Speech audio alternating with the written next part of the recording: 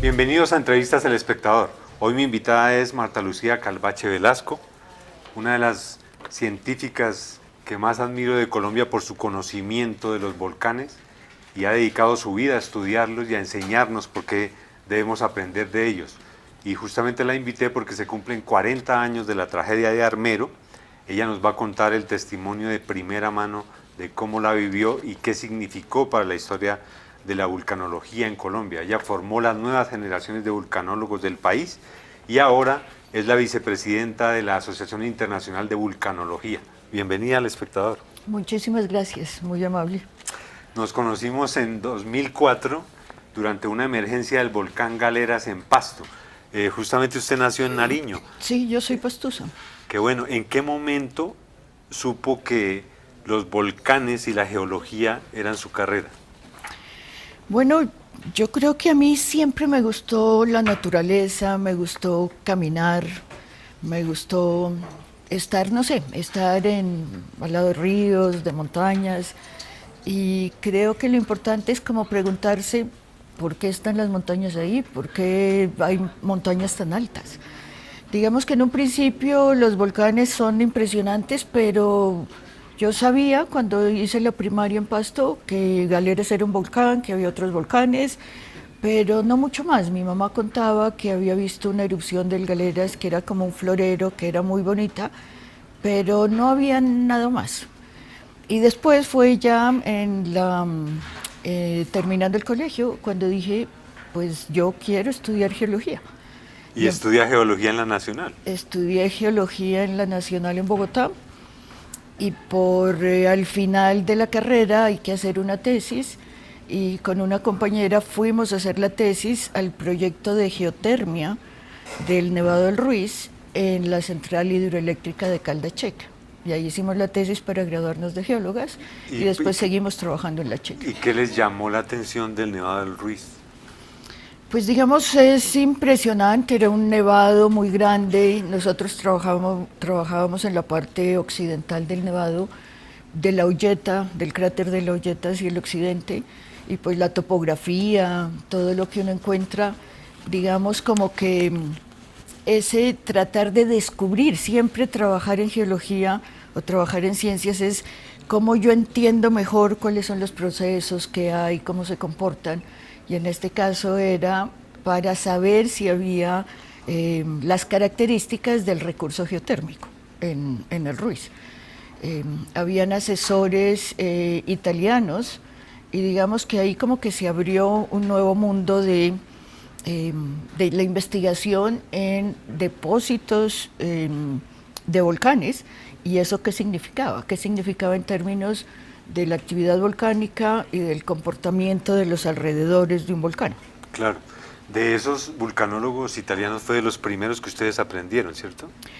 Sí, yo creo que pues habían muchos informes que tenía la CHEC, pero lo primero importante que yo puedo mencionar fue que OLADE, la Organización Latinoamericana de la Energía, organizaba cursos. Y había un curso de geología volcánica, de geología para vulcanismo, que fue en Quito y fue dictado por un grupo de vulcanólogos italianos, el jefe de ellos, Franco Barberi, que digamos fue una de las personas de vulcanólogos italianos con un reconocimiento muy grande, y otros vulcanólogos, ¿no es cierto?, geólogos vulcanólogos, y nosotros estuvimos 3 meses en ese curso en Quito, y pues uno aprendió muchísimo.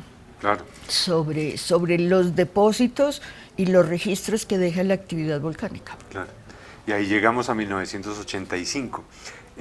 Marta lideró el equipo que el 7 de octubre de 1985 publicó el primer mapa de riesgo de lo que sería una posible erupción del volcán Nevado del Ruiz. Ese documento llegó al Congreso, ¿y por qué no se tuvo en cuenta? Bueno, yo ahí debo aclarar, yo trabajaba en la central hidroeléctrica de Caldas Los que hicieron el Sí. mapa y trabajaron en el mapa eran los geólogos de ese momento del Ingiominas, y yo no estaba en ese grupo de los geólogos del Ingiominas. Los geólogos del Ingiominas, con el apoyo de profesores de la Universidad de Caldas, hicieron el mapa. Lo hicieron como en 3 semanas, 4 semanas. Lo publicaron en los primeros días de octubre, la primera versión. Y digamos que ahí se hacían revisiones del mapa, pero pues digamos la parte gruesa del mapa pues es la que digamos muestra las amenazas, especialmente de los ríos que nacen en el Nevado del Ruiz. Y hubo varias digamos publicaciones que decían el mapa va a generar devaluación de las tierras, es irresponsable publicar un mapa de esas características. Había que hacerle unas revisiones, y el Ingiominas en su momento acordó que iba a sacar una segunda versión, una revisión de ese mapa, y esa quedó para mediados o comienzos de noviembre. Lo cierto es que a pesar de las advertencias no se pudo hacer nada. Llega la noche del 13 de octubre de 1985.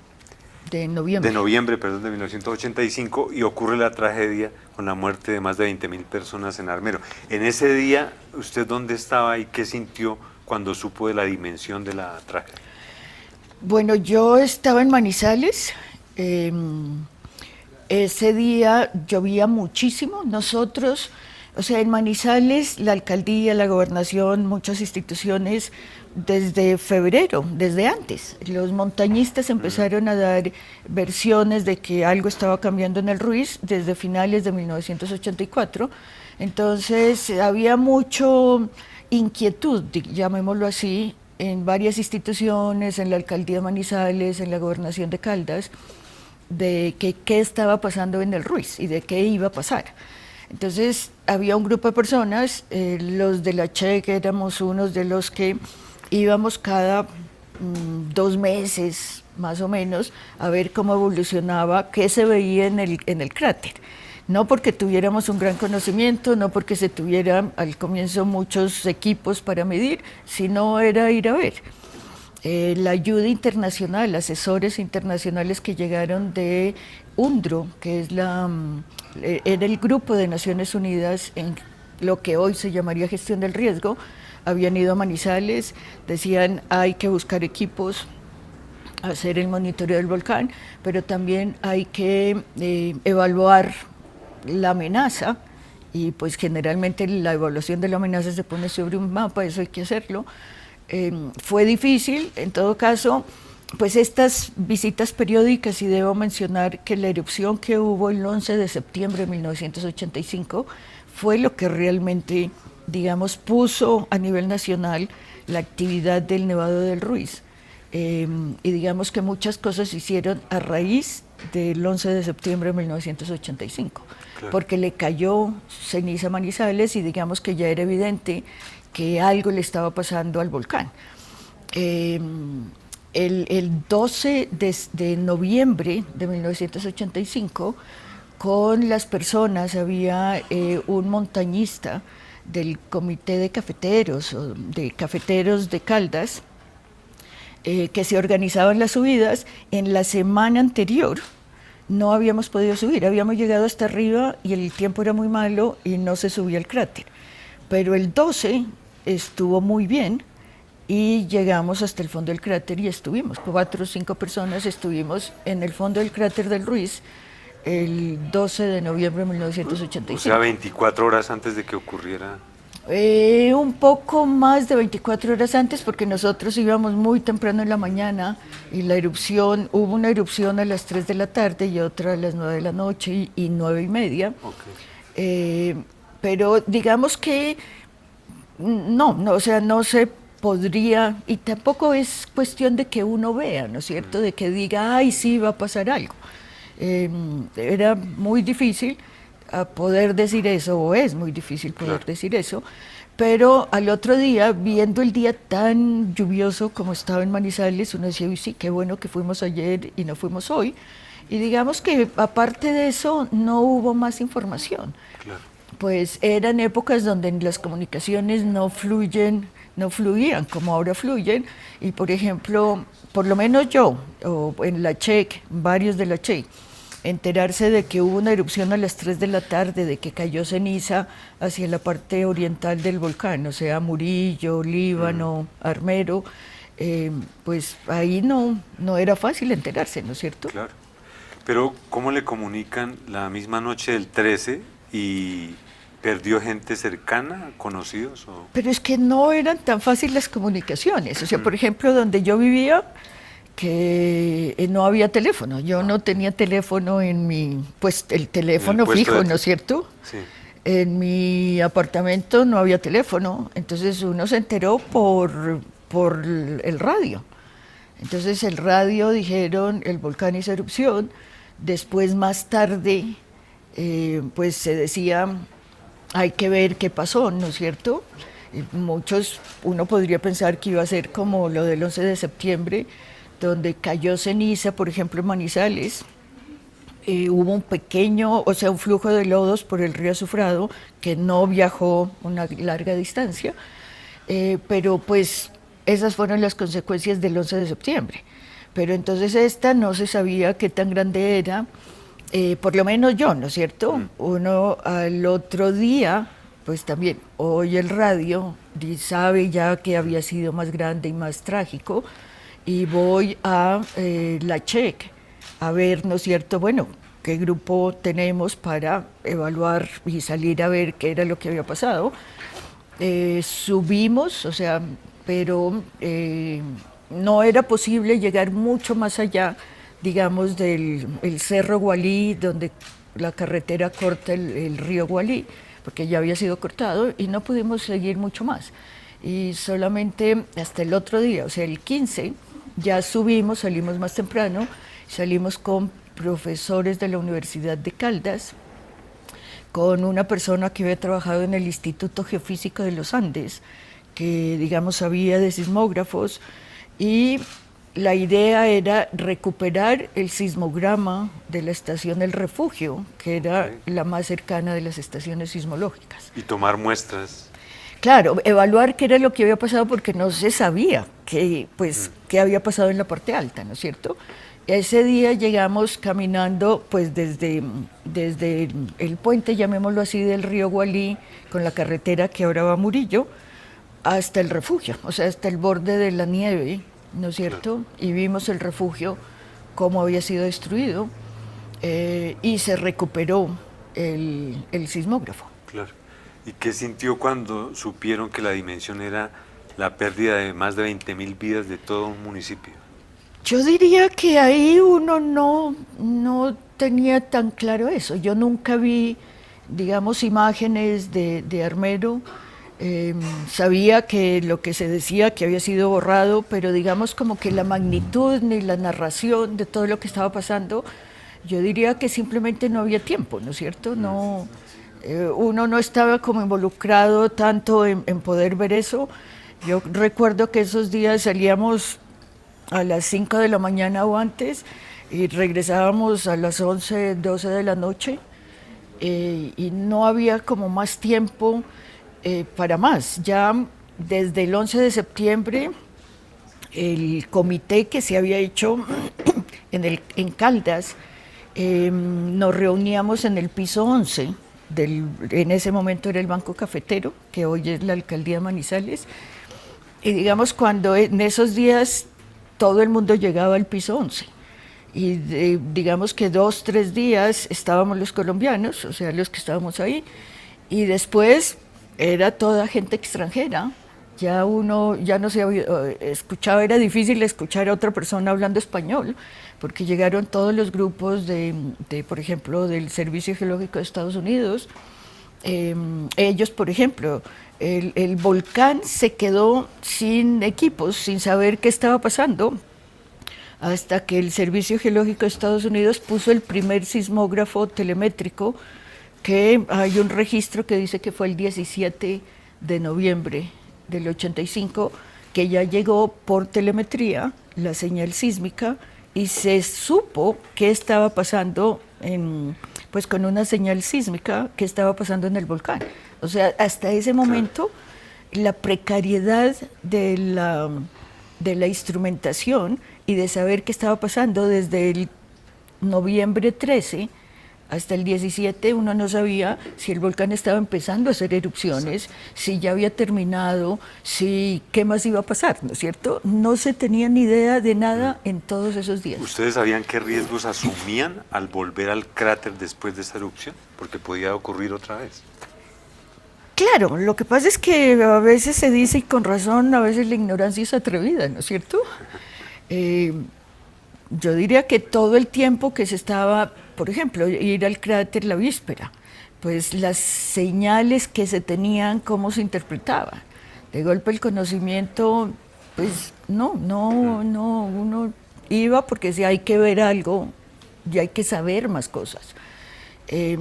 También, ¿qué depósitos había? Uno caminaba en la parte ya más cercana al refugio, habían depósitos de lo que se conoce como corrientes de densidad piroclástica o más conocidas como flujos piroclásticos y oleadas piroclásticas que en superficie uno podía caminar, pero si hacía, digamos, un huequito y ya quería tener ahí la mano, no la podía tener porque estaba muy caliente, ¿no es cierto? Claro. Entonces, pues habían muchas cosas que, pues sí, si uno las ve ahora, pues sí, representan un riesgo, pero pues se hacían. Sí, lo increíble es que realmente tenemos como 40 años de estudio profundo del Nevado del Ruiz. Yo tuve la oportunidad de conocer, ir hasta el cráter, hacer el ascenso con los montañistas que coronaron el Everest, con Nelson Cardona específicamente, por la huella de lo que fue la avalancha hasta llegar al cráter y entender que ese volcán tiene una historia como de 80.000 años y que solo lo estudiamos hace 40. Es realmente en ese momento cuando se empieza a estudiar a fondo el Nevado del Ruiz con ayuda internacional. Bueno, yo creo que los investigadores siempre han hecho algo para generar un conocimiento de la naturaleza, ¿no es cierto? En el Nevado del Ruiz en 1985 habían varias tesis doctorales y digamos que una de las herramientas para evaluar la amenaza, evaluar un comportamiento futuro de un volcán, es conocer qué es lo que ha hecho en el pasado, o sea, los volcanes no todos son iguales y en la medida que se pueda evaluar su comportamiento en el pasado, uno se puede caracterizar mejor qué tipo de volcán es. Y habían dos estudios de los últimos 13.000 años, 12.000 años, de cuál era el número de erupciones, cuándo habían ocurrido, más o menos, ¿no es cierto?, lo que en geología se llama la estratigrafía, eso existía por el volcán. Claro. Había un estudio de una caracterización geoquímica del volcán, había los estudios de la CHEC para el proyecto de geotermia, todo el estudio de vulcanología hablaba de esas características del volcán. O sea que el Nevado del Ruiz, desde el punto de vista de esa caracterización, comparados con otros volcanes en Colombia, pues hace 40 años era conocido. No podíamos decir que era totalmente desconocido, ¿no es cierto? Lo que pasa es que, bueno, en términos de monitoreo, sí, no se conocía absolutamente nada.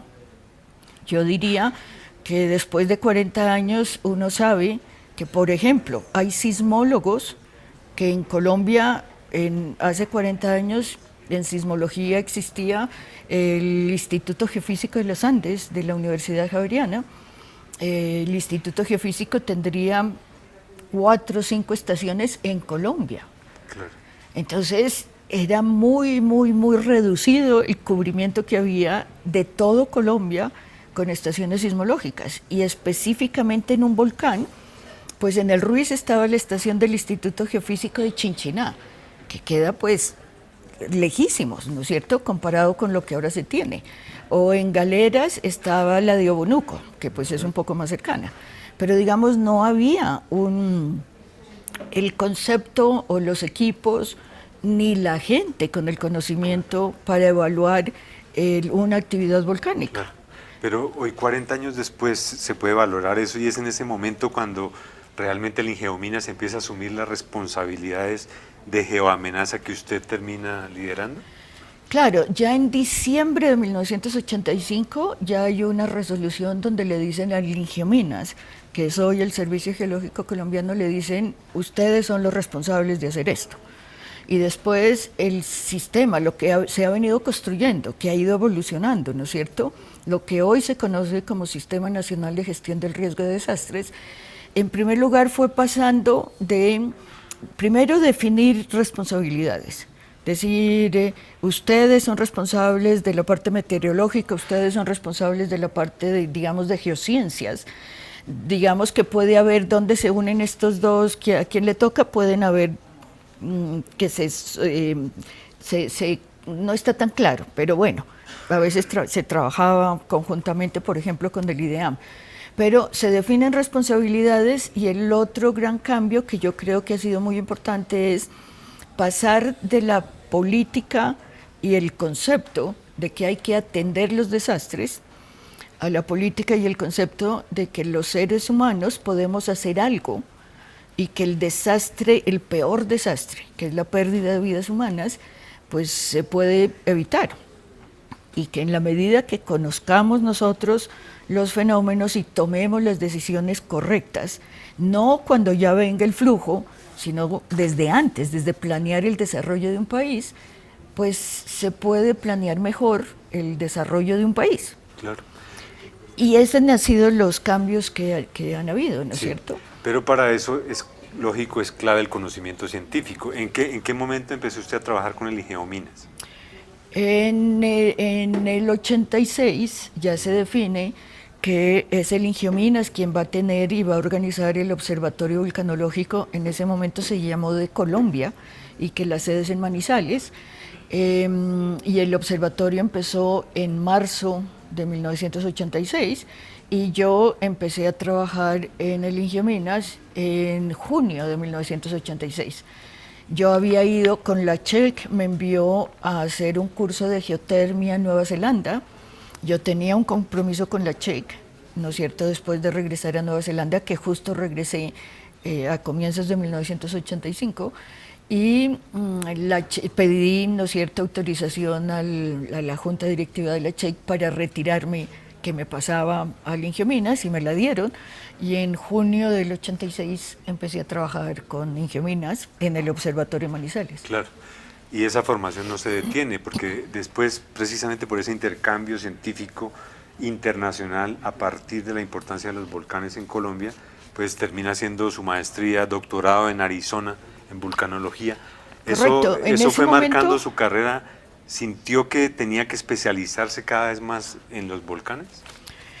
Pues totalmente, ¿no es cierto? Yo creo que cuando uno, pues recién graduada, uno empieza a ver, pues tuve la oportunidad de ir al Ecuador a este curso con los italianos, después de estar en Nueva Zelanda, donde uno conoce un montón de gente, un montón, no solamente de los profesores, sino también de los compañeros, ¿no es cierto? Habían indonesios, habían filipinos, había mucha gente, donde uno empieza a tener un intercambio y empieza a considerar esas posibilidades, bueno, se puede estudiar.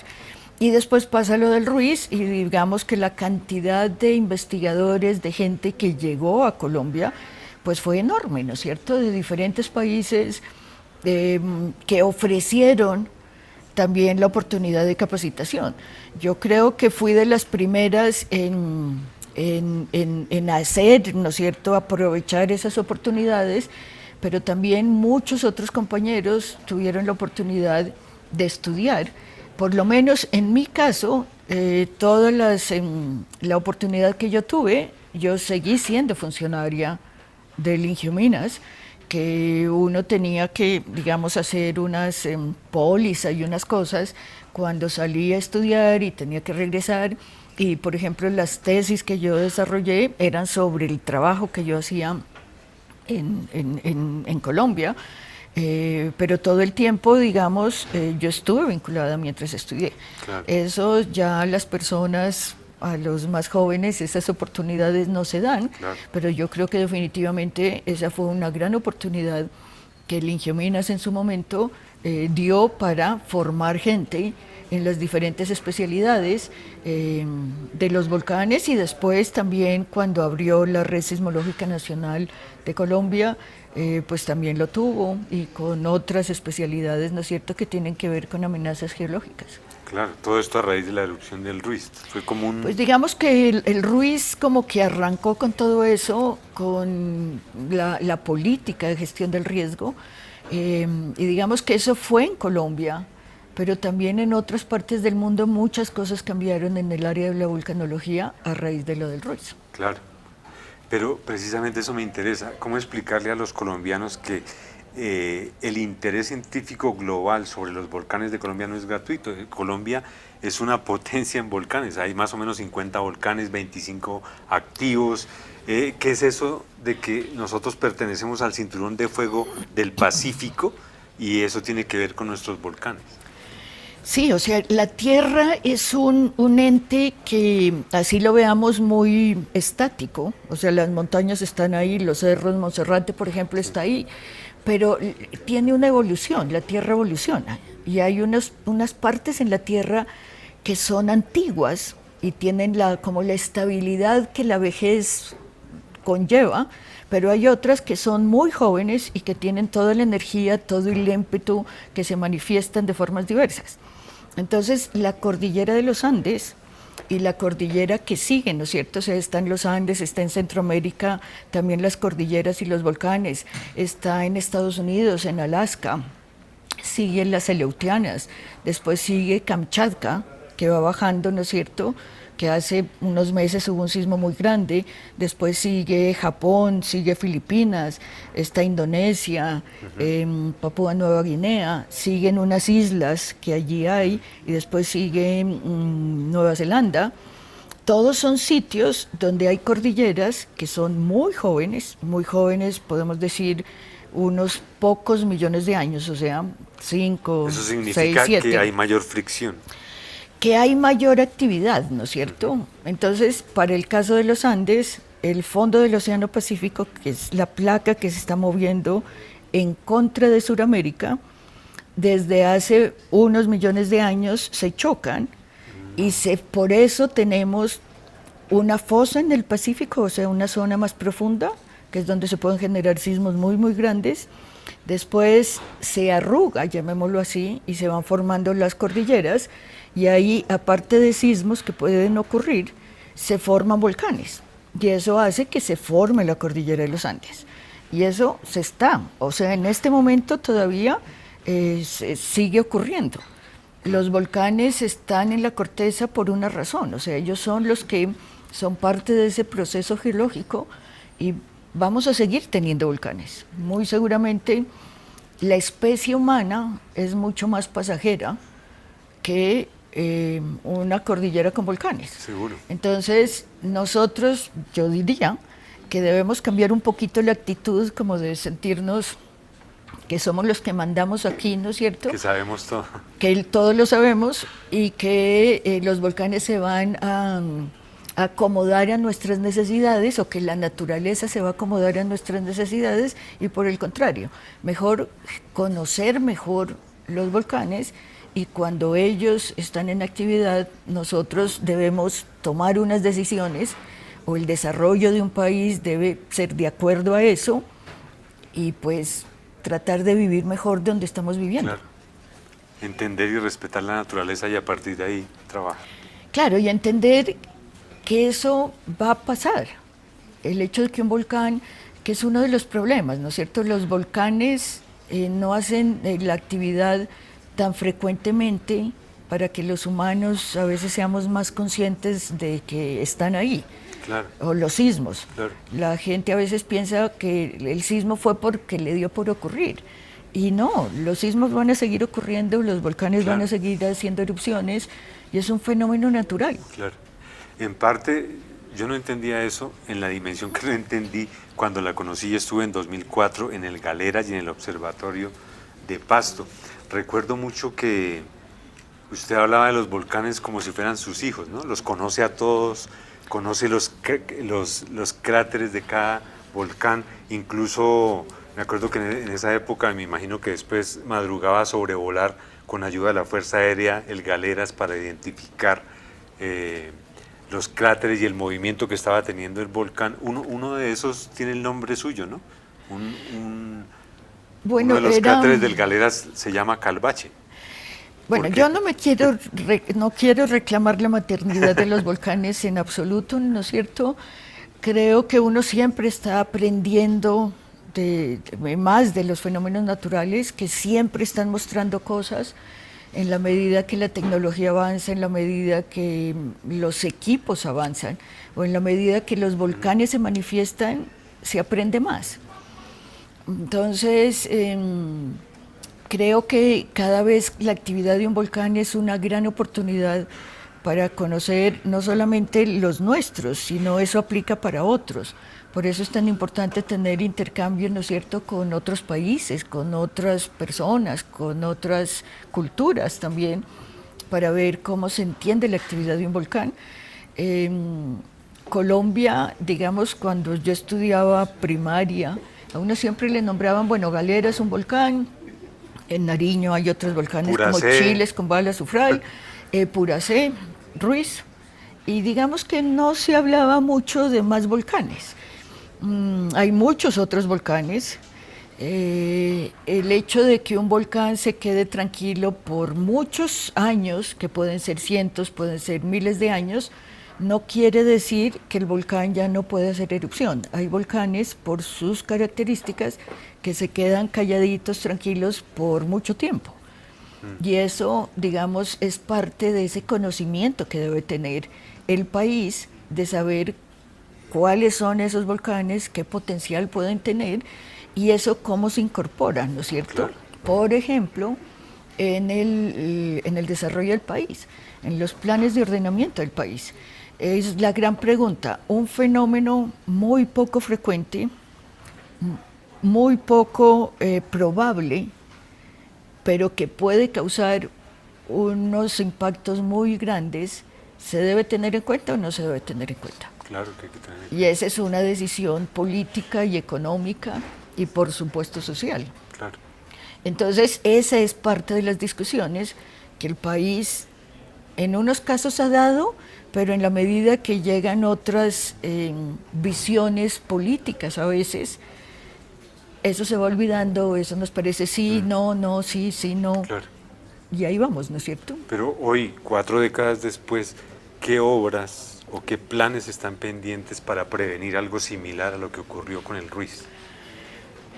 Yo diría que una de las cosas principales es ese conocimiento que se va generando y que se necesita incrementar, ¿no es cierto?, sobre todo los volcanes en Colombia, qué tanto lo ha recibido y qué tanto lo ha asimilado el país, porque no es solamente el político que fue elegido, o alcalde o alcaldesa, o gobernador, gobernadora, o presidente o presidenta, no son ellos nomás, no es solamente la Oficina de Gestión del Riesgo, es todos.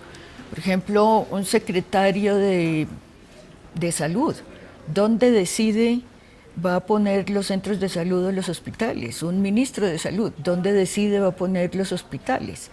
Él está generando en esa planeación, puede decidir sobre y definir sobre el riesgo que puede tener una población si no conoce, ¿no es cierto?, qué puede hacer un volcán, que no sabemos si es en 4 años, en 40 años o en 400 años, que ese es el problema. Exacto.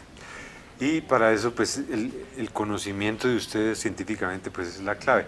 Vayamos precisamente al Galeras en 1993. Usted estaba estudiando el Galeras con una delegación internacional de vulcanólogos. El Galeras explota y mueren 9 de sus compañeros. Usted sobrevive. ¿Qué significó ese momento para su vida científica frente al conocimiento del que estamos hablando? Bueno, Galeras en ese momento había sido propuesto como volcán de la década por Naciones Unidas, que tenía un proyecto de volcán de la década y había sido elegido volcán de la década en Sudamérica. Y la primera actividad de este proyecto de Naciones Unidas era hacer un simposio internacional con vulcanólogos de todo el mundo, precisamente para que la gente conociera cuál era el volcán y que se incrementara la investigación en los volcanes. Había gente, habrían por ahí, no sé, 100 personas, vulcanólogos de todo el mundo, y el día que se hizo la salida de campo, que entre otras se lo movió de un miércoles para un jueves, se hizo esa salida, el volcán hizo una erupción que fue, pues las erupciones de los volcanes pueden ser desde cosas más pequeñas hasta cosas más grandes, pues esa fue pequeña entre comillas, pero pues habían unas personas que estaban dentro del cráter, habían otras personas que estaban en el borde del cráter, y pues muchos de esas personas que estaban en esa zona, digamos, más cercana al cráter, murieron. Y otros quedaron heridos, y otros los que habían bajado del cráter y empezado a subir una pared que hay, ¿no es cierto?, en Galeras, en la medida que estaban más afuera, pues se salvaron. Pues significó muchísimo, ¿no es cierto?, aparte de la pérdida de compañeros, de vulcanólogos. Entre los extranjeros había un ruso, había un inglés, personas que les gustaba el volcán. Había un profesor de una institución educativa de Pasto que había ido con su hijo y con el amigo del hijo porque les gustaba el volcán, eran unos apasionados del volcán y quisieron ir porque había mucha gente, científicos de todo el mundo en el cráter, y ellos murieron. Pues también fue ese entender cómo el monitoreo que estaba empezando en Galeras, ¿no es cierto?, se llevaban 4 años con equipos, la actividad del volcán estaba empezando, había habido una erupción y había un proceso de que se estaba entendiendo, ¿no es cierto?, cómo esa necesidad de conocer mucho más del proceso volcánico en Galeras era muy diferente del Ruiz. Son volcanes diferentes, pueden ser que las manifestaciones son diferentes, y también reconocer cuáles son las limitaciones que se tienen, ¿no es cierto?, porque no es que le salga uno en un sismógrafo o en la deformación o en el análisis de sensores remotos que le salga un letrero, ya va a ser erupción. Son unos datos que hay que interpretar y que hay que saber qué herramientas se tienen para esa interpretación y qué conceptos se tienen para esa interpretación y qué capacidades se tienen para esa interpretación, y después tomar unas decisiones y después comunicar esas decisiones. O sea que es un proceso que es complicado, ¿no es cierto? Claro. ¿Pero qué recuerda de ese momento cuando ocurre la explosión hasta el momento en que usted como que ve la dimensión de lo ocurrido y alcanza a auxiliar, por ejemplo, al profesor Stanley Williams, con quien hablé después, y él me dijo: ella es mi heroína, ella salvó mi vida? O sea, había gente, digamos, de vulcanólogos, de muchos vulcanólogos. Hay diferentes especialidades en la vulcanología. El día de campo nos habíamos dividido, yo diría que más de 10 grupos, o más. Habían unos, por ejemplo, los de sismología. Las personas que trabajaban en sismología no salieron todas al campo, pues porque la mayoría se dijeron estamos en Pasto, pero estaban los de geoquímica, los que trabajaban en gases. Ellos iban a ir a un sitio que hay fumarolas y están en el borde del cráter en Galeras. Había unas personas trabajando en deformación, o sea, en gravimetría. Los geofísicos que trabajaban en gravimetría estaban en el borde del cráter. Habían varios grupos de geólogos que trabajábamos en depósitos. Entonces yo estaba con un grupo que íbamos por el borde, por lo que se le llama el Camino Real en Galeras, y todos los grupos habían estado temprano en la mañana en la parte más alta, pero después seguíamos este camino y yo estaba con el grupo que estábamos viendo precisamente flujos piroclásticos, depósitos de flujos piroclásticos por el Camino Real. Y seríamos más o menos unos 20.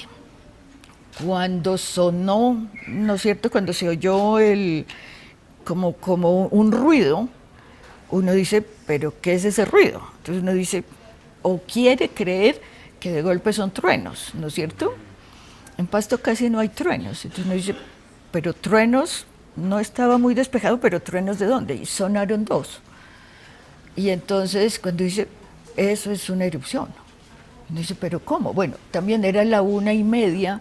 Uno dice, todo el mundo normalmente va al cráter o va al volcán temprano en la mañana. Dice, ojalá ya hayan salido, que la gente ya no esté en el cráter, ¿no es cierto?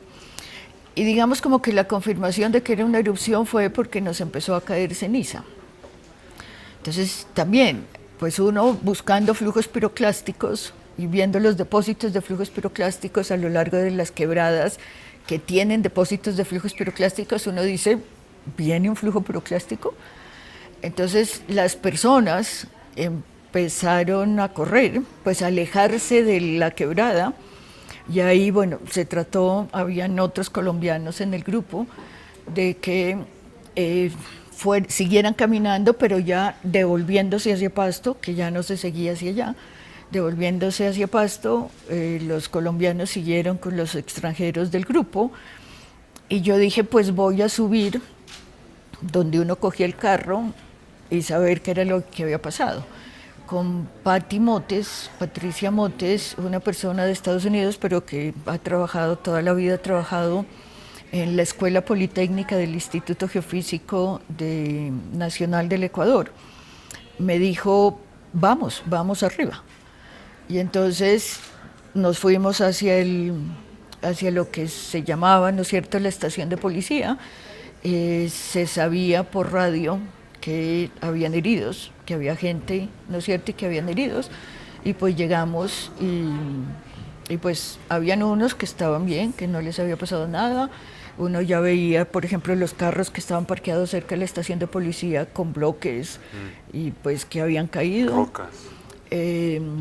Cuando llegamos donde había un cable, porque la parte alta allí al borde de la estación de policía es muy vertical y había un cable para bajar uno, habían personas que estaban tiradas abajo y que habían llegado hasta ahí y que no podían ya subir el cable. Estaban ¿no es cierto? heridas. Estaban heridas. Y digamos que nos dimos nuestras mañas, ya nos encontramos con personas, compañeros que venían del observatorio, y digamos que en un principio seríamos unos 4 o 5, como viendo qué pasaba, pues bajamos, se encontró a Stan, pues a las personas que estaban subiendo ya la pared, Stan que estaba muy mal herido, los compañeros también encontraron al compañero nuestro, José Erles Zapata, que estaba relativamente cerca de donde Stan y estaba muerto. Y digamos que eran momentos difíciles, uno por la actividad del volcán, pero otro era caminar en esa zona, pues es muy difícil, pero tratar de sacar a una persona herida, tratando de tablillarle vimos que la pierna la tenía rota, él estaba muy cubierto de ceniza, o sea que no se veían más cosas, pues era difícil. Después ya llegaron otras personas de la Defensa Civil, bomberos, Cruz Roja, digamos, y el sacar ya a Stan y a las otras personas, pues tomó varias horas, pero pues se hizo, ¿no es cierto? Y después ya todo lo de, bueno, ¿quién falta? Que pues la gente que estaba en Pasto ya lo iba haciendo, ¿no es cierto? Fue muy impactante,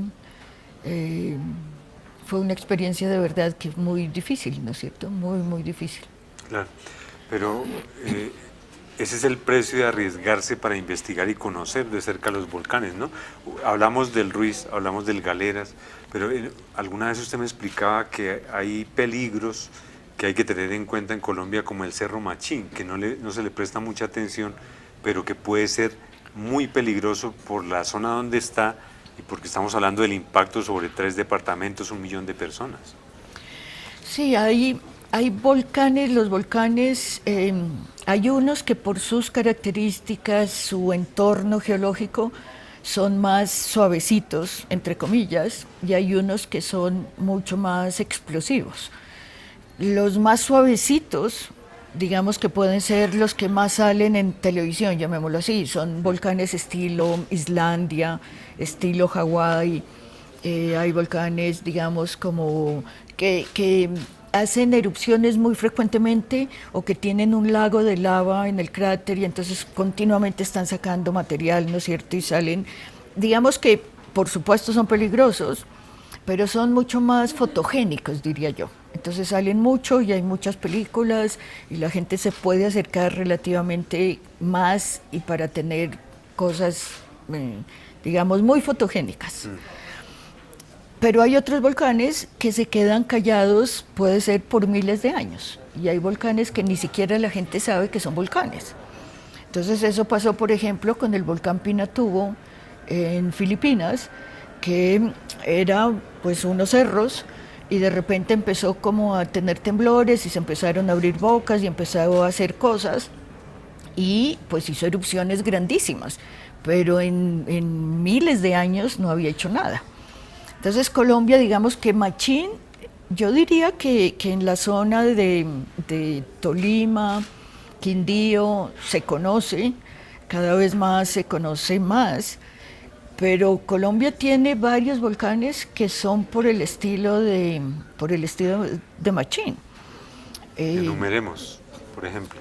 Por ejemplo, Cerro Bravo, por ejemplo, Sotará, por ejemplo, Sucubún, que está también cerca de Sotará, Ánimas, Petacas, en los límites de Cauca, Nariño, Azufral, en Nariño. Hay varios volcanes que son mucho más explosivos, que se quedan callados más tiempo, que los volúmenes involucrados en la actividad volcánica es mucho mayor, que sus características hacen que sean mucho más explosivos. Claro. Entonces, de nuevo, la probabilidad de que esos volcanes afecten es menor, porque tarda mucho tiempo en hacer las erupciones, pero existe. Claro. Entonces, ¿cómo lo incorporamos, no es cierto? Pretender que ciudades grandes vayan a reubicarse, pues es imposible. O sea, los colombianos ya decidimos vivir donde estamos viviendo. Los problemas, por ejemplo, de estabilidad de la cordillera oriental, pues los problemas que hay con la vía al llano, pues hay con la vía al llano, ¿no es cierto? Villavicencio no se va a quitar de ahí, Bogotá no se va a quitar de aquí, sino qué es lo que hay que hacer conociendo mejor esas características y sabiendo la dificultad. Pero con las 70 estaciones de monitoreo que ¿hay planes de contingencia para cada uno de esos casos hoy en día? Pero es que los planes de contingencia son de las personas, son de las ciudades. Entonces, no es solamente que el servicio geológico tenga los equipos, que tenga los datos, que tenga el personal y que dé la noticia, si fuera del caso dar la noticia, sino como un alcalde, un consejo municipal, un gobernador, una asamblea departamental, un presidente, un congreso, unos ministros, cómo incorporan eso, y no puede ser el día antes de la erupción, pretender que díganme cuándo es la erupción y yo el día antes tomo las medidas. Es que debe ser a largo plazo, ¿no es cierto?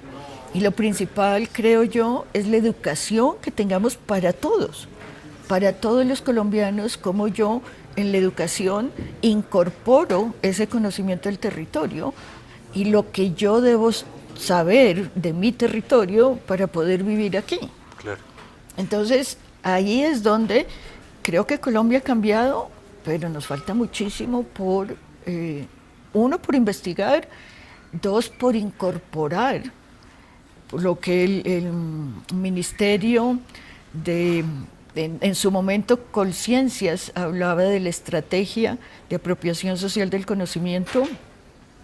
Desde hace unos años hay la política de MinCiencias de apropiación social del conocimiento, lo que Naciones Unidas en los últimos documentos de gestión del riesgo habla de la democratización del conocimiento en gestión del riesgo. O sea, el conocimiento debe estar para que todos tomemos decisiones, O sea, la investigación y el conocimiento en gestión del riesgo, si bien pues es muy válido y la ciencia se desarrolla a través de publicaciones en periódicos especializados, no es el periódico especializado donde está el conocimiento para el común de la gente. Y el común de la gente necesita esa democratización del conocimiento. Claro. A eso dedicó 4 décadas de su vida trabajando en el Geominas, en el Servicio Nacional. Y ahora, ¿qué hace a nivel de conocimiento global de los volcanes desde la vicepresidencia de la Asociación Internacional de Vulcanología? Mira, yo creo que la visión es muy diferente cuando tú tienes un volcán, no sé, en un país, digamos por ejemplo Islandia, o en Italia, o países latinoamericanos. Hay sitios, ¿no es cierto? Italia tiene grandes problemas, bueno, grandes, por ejemplo, Nápoles con el Vesubio, y al otro lado está Campi Flegrei. Y está la gran discusión política de qué se hace. Entonces, por años y años y años en las reuniones internacionales, siempre las discusiones de los italianos, unos dicen, yo puedo evacuar Nápoles en tanto tiempo, y los otros dicen, nunca voy a evacuar Nápoles en tanto tiempo. Pero, ¿qué va a hacer Nápoles? Ahora no es solamente el Vesubio, que está, digamos, en el lado oriental de Nápoles, pero hay un sitio volcánico muy grande, muy importante, que se llama Campi Flegrei, que siempre ha presentado una actividad que se sabe que es un volcán, y bueno, que tanto entiende la gente que está cerca ahí qué puede pasar, Claro. y qué decisiones se va a tomar, ¿no es cierto? Entonces, siempre hay esas grandes discusiones de, uno, de conocimiento, dos, de incorporación o de darle información, y tres, bueno, ¿y ahora qué hacemos? A Claro. todo nivel, ¿no es cierto? A esta altura usted conoce todos los volcanes del mundo, No, sería imposible. pero ha ido a los 5 continentes.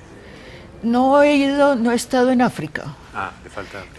pero yo estuve en Japón y Sí. creo que conozco más, por la facilidad de llegar a los volcanes, conozco más volcanes en Japón que los que conozco en Colombia. Los volcanes en Colombia, hay unos que son muy, muy difíciles, hay unos que se está llegando, o sea, son zonas complicadas, que digamos que, por ejemplo, los geólogos pudieron llegar a algunos sitios cuando estuvo más tranquilas las cosas, Claro. pero hubo momentos en que era muy difícil. Yo he caminado por sitios de cultivos ilícitos, es más, hasta una vez nos fumigaron, ¿no es cierto? Porque había muchos sitios en Nariño con amapola, Claro. y eran volcanes, Claro. ¿no es cierto? Entonces, y son sitios complicados que a veces también uno dice, todo se va mezclando ahí, uno ve cambiar también a veces la actitud de la gente y ante diferentes situaciones que han ocurrido y que pasan en nuestro Pero, país con los volcanes. así como hay tragedias, cambian para bien la vida. Por ejemplo, su compañero de vida fue un sismógrafo italiano, Bruno Martinelli, que yo creo que esa visión también le ayuda a entender la dimensión del planeta de los volcanes, ¿no? Correcto, correcto. En mi casa habían fotografías del Niamulaguira, del Niragongo, de los gorilas, porque él era un suizo que estuvo en Ruanda, él era físico, pero cuando estuvo en Ruanda vio la actividad, ¿no es cierto?, de los volcanes y las situaciones que ocurrían en Ruanda, y decidió hacer el doctorado en geofísica. Y cuando arrancó lo del Ruiz, a través de la UNDRO, que pedía ayuda, ¿no es cierto?, a diferentes países, el Suiza decidió enviar, el Servicio Sismológico de Suiza decidieron enviar una persona con unos equipos a Colombia, y eso fue antes de la erupción de 1985, de la de noviembre, ¿no es cierto? Entonces sí, y yo me acuerdo, toda la gente de los observatorios, uno no salía del observatorio. Entonces hubo muchas parejas en los observatorios, tanto en Manizales como en Pasto. Bueno, y en Popayán también, ¿no es cierto? Muchas parejas de gente que trabajaba junta. Claro. Los volcanes, no olviden este nombre, Marta Calvache, Tenemos que aprender más de nuestros volcanes para que no se repitan tragedias como la de hace 40 años en Armero. Gracias por estar aquí. Con Marta. mucho gusto, con mucho gusto. Gracias a ustedes por seguir Entrevistas El Espectador.